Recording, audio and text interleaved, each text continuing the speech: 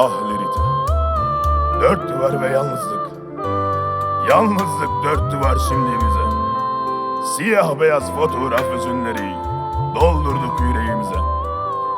Ve giyindik üzerimize suskunluğu. Her dem hüzün kokardın.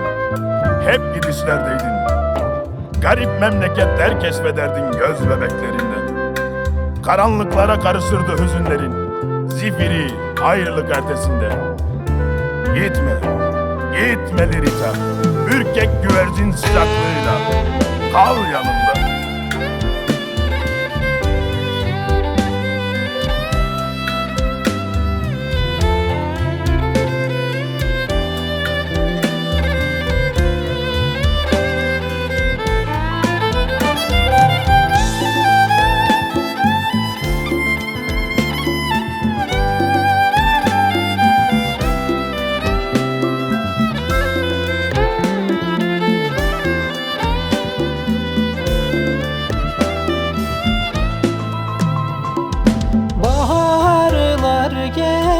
Gelir, sevdalar biter, bu ömrüm gider. Ah sensiz yarim, kışlarda gider, sonbaharlarda aylar geçer benim ömrümden. Sevdamsın benim, yarimsin benim, ömrümsün benim.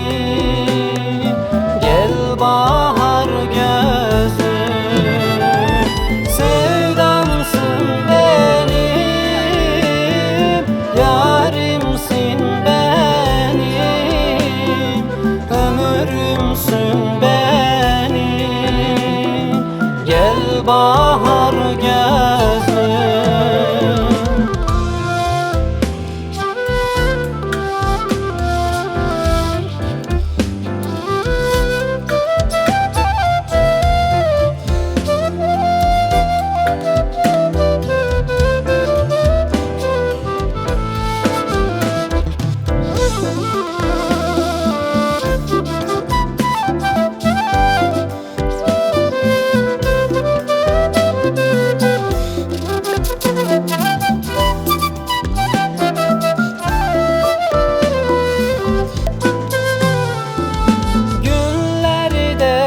Geçer, aylar da geçer, yıllar da geçer.